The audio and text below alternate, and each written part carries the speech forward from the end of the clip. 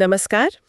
आज हम भारतीय संविधान के एक काफी चर्चित लेकिन शायद कम समझे गए अनुच्छेद पर बात करेंगे, अनुच्छेद 152। जी। और इसके साथ जुड़ी हुई जम्मू कश्मीर की जो विशेष संवैधानिक स्थिति का एक लंबा इतिहास रहा है।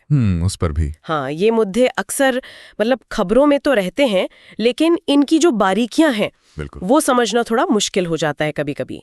तो आज हम कोशिश करेंगे इसी गुत्थी को थोड़ा सुलझाने की। जरूर। हमारे पास जो जानकारी है वो एक YouTube वीडियो स्क्रिप्ट से ली गई है। अच्छा। और ये स्रोत हमें ये समझने में मदद करेगा कि अनुच्छेद 152 आखिर था क्या, ये क्यों महत्वपूर्ण था, और फिर 5 अगस्त 2019 के बाद जब ये एक तरह से निरस्त हो गया तो क्या बदला। हाँ, वो तारीख तो बहुत अहम है इस पूरे मामले में। तो आज की इस चर्चा का मकसद यही है कि हम बारीकी से समझें कि अनुच्छेद 152 की कहानी क्या है, ये संविधान में क्यों शामिल किया गया था, जम्मू कश्मीर के लिए इसका असल में मतलब क्या था, और 2019 के बाद जो संवैधानिक नक्शा बदला है वो कैसे बदला है। बिल्कुल, ये सिर्फ एक कानूनी नुक्ता नहीं है, बल्कि भारत के जो संवैधानिक विकास का सफर है, हाँ, उसकी एक जरूरी कड़ी है ये। सही कहा।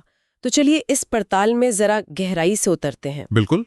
तो सबसे पहले शुरू करते हैं कि ये अनुच्छेद 52 ये कहता क्या था। इसका जो टेक्स्ट है वो तो बहुत छोटा सा है। हाँ, बहुत संक्षिप्त है। ये बस इतना कहता है कि इस भाग का कोई उपबंध जम्मू कश्मीर राज्य को लागू नहीं होगा। इस भाग से मतलब है संविधान का भाग 6, है ना? जी हाँ, बिल्कुल, संविधान का पार्ट 6। और ये समझना जरूरी है कि ये भाग 6 आखिर है किस बारे में। हाँ, बताएं जरा। देखिए, संविधान का भाग 6 जो है वो राज्यों की स्टेट्स की कार्यपालिका, विधायिका और खास तौर पर न्यायपालिका की संरचना और शक्तियों को परिभाषित करता है। अच्छा। इसमें मुख्य रूप से राज्यों के जो उच्च न्यायालय होते हैं, हाई कोर्ट्स, हाँ, उनका गठन कैसे होगा, न्यायाधीशों की नियुक्ति कैसे होगी, उनकी सेवा शर्तें क्या होंगी, उनकी शक्तियां, उनका क्षेत्राधिकार, जी, ये सारे नियम भाग 6 में दिए गए। ओके। तो अनुच्छेद 152 सीधे सीधे कह रहा था कि राज्यों के हाईकोर्ट्स पर लागू होने वाले ये सारे डिटेल्ड संवैधानिक प्रावधान वो जम्मू कश्मीर पर लागू नहीं होंगे। बाप रे, ये तो अपने आप में एक बहुत बड़ी छूट थी। हाँ, बिल्कुल, एक पूरा का पूरा संवैधानिक हिस्सा लागू न होना, ये बड़ी बात थी। तो सवाल यही उठता है कि ये विशेष छूट, ये अपवाद क्यों बनाया गया था? इसका कुछ गहरा कारण तो रहा होगा। हाँ, बिल्कुल। इसका जो सबसे सीधा और सबसे अहम कारण था जी, वो था अनुच्छेद 370। अनुच्छेद 370, हाँ जी। इसी अनुच्छेद के तहत जम्मू कश्मीर को भारत के संविधान के दायरे में एक स्पेशल स्टेटस, एक विशेष दर्जा मिला हुआ था। और इस दर्जे का एक बहुत प्रमुख पहलू ये था कि जम्मू कश्मीर को अपना अलग संविधान बनाने और लागू करने की अनुमति थी। उनका अपना संविधान? हाँ, जो 1956 में लागू भी हुआ। और इसी अपने संविधान के तहत जम्मू कश्मीर का अपना एक अलग उच्च न्यायालय स्थापित था, जिसे हम जम्मू कश्मीर उच्च न्यायालय कहते हैं। अच्छा, तो मतलब ये हुआ कि क्योंकि उनका अपना संविधान था और अपना हाई कोर्ट था, जी। इसलिए भारतीय संविधान का वो हिस्सा यानी भाग वी जो बाकी राज्यों के हाई कोर्ट्स को रेगुलेट करता था, उसे उन पर लागू करने की जरूरत ही नहीं समझी गई। बिल्कुल सही समझा आपने।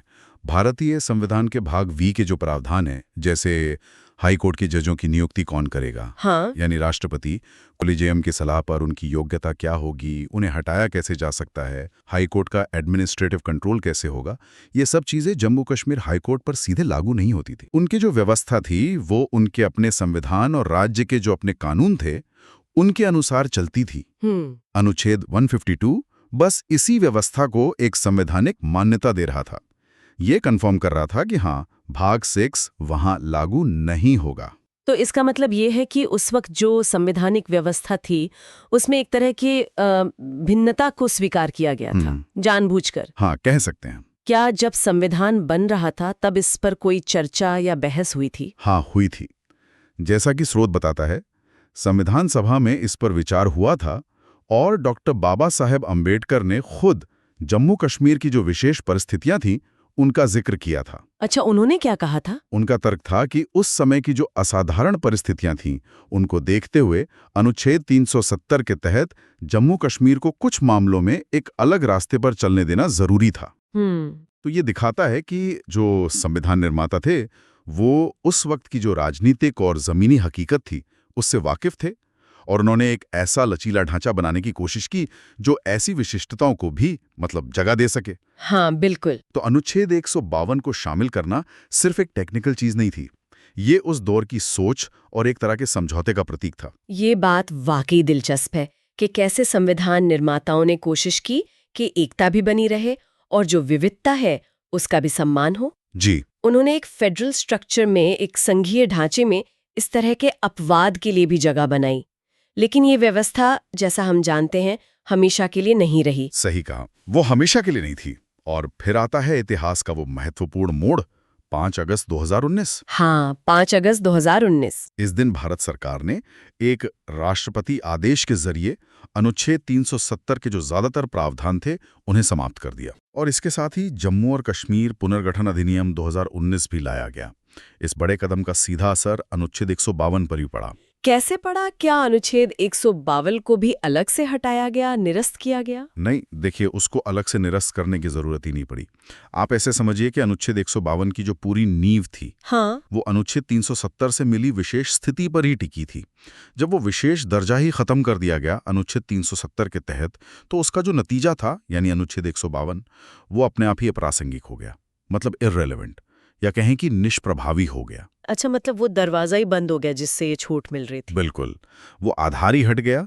अगर हम इसे थोड़ी बड़ी तस्वीर में देखें तो ये कदम पूरे भारत में एक समान संवैधानिक व्यवस्था लागू करने के लक्ष्य का हिस्सा था। एक राष्ट्र एक संविधान वाली बात। हाँ, बिल्कुल, उसी सिद्धांत को जमीनी हकीकत बनाने की दिशा में एक कदम था ये। तो 2019 के बाद फिर जमीनी स्तर पर क्या बदला?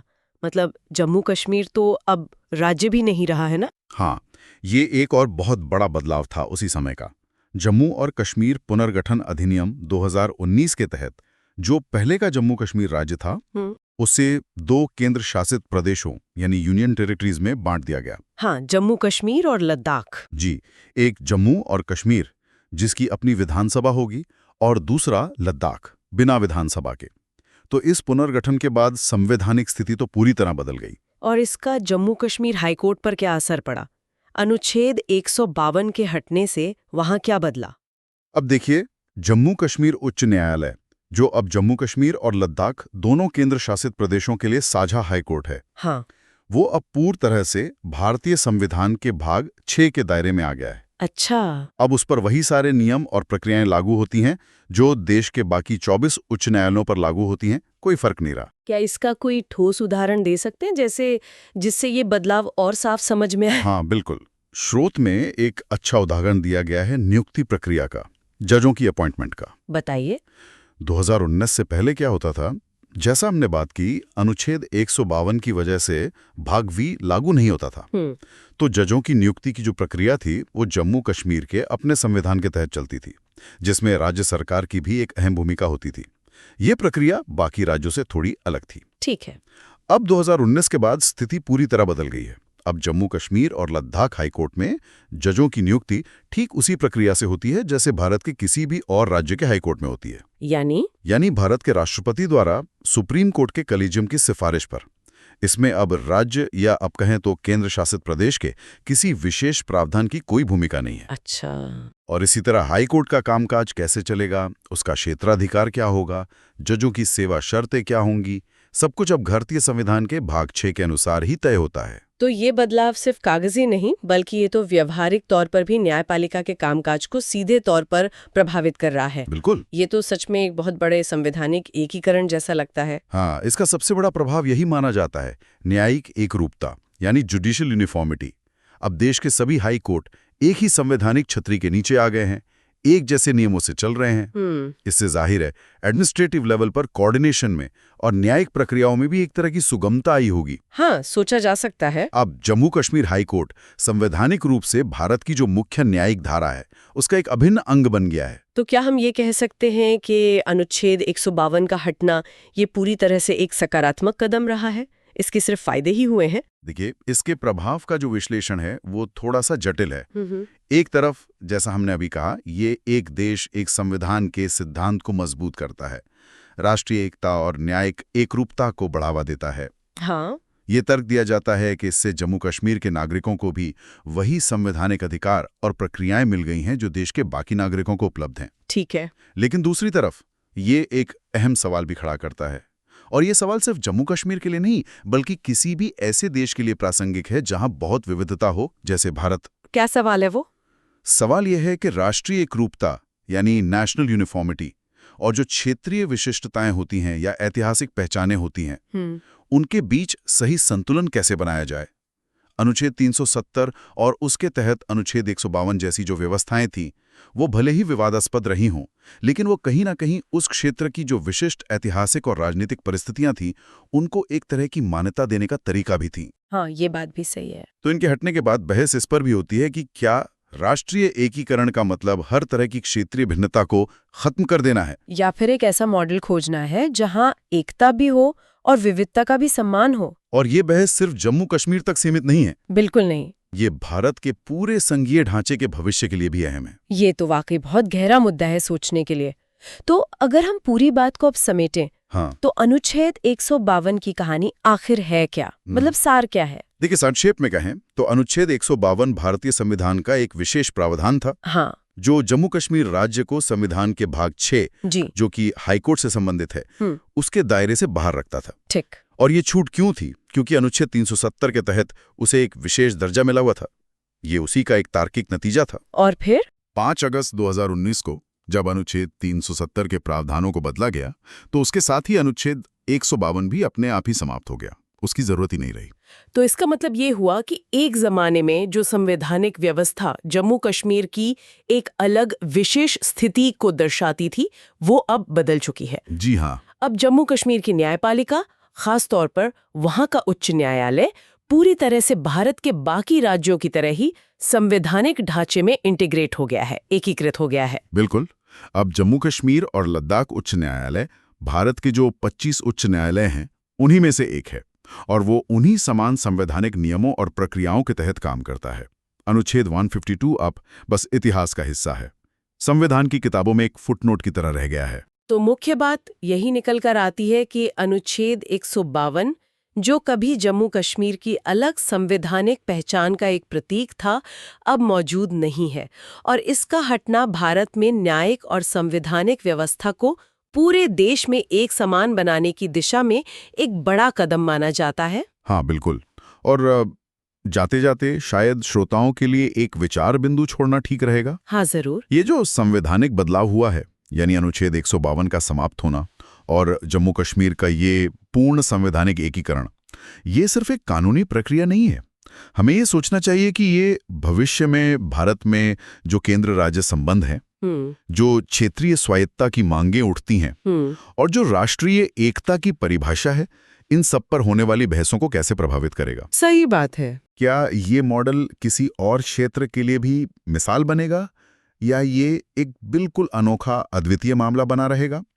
ये ऐसे सवाल हैं जिन पर आगे भी विचार करना और जानकारी हासिल करना दिलचस्प होगा, क्योंकि ये भारत के संघीय ढांचे के विकास की कहानी से सीधे जुड़े हुए हैं। बिल्कुल।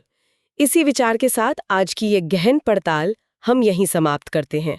उम्मीद है कि हमारे श्रोताओं को अनुच्छेद 152 और उससे जुड़े जो संवैधानिक बदलाव हैं, उन्हें समझने में कुछ मदद मिली होगी। धन्यवाद। धन्यवाद।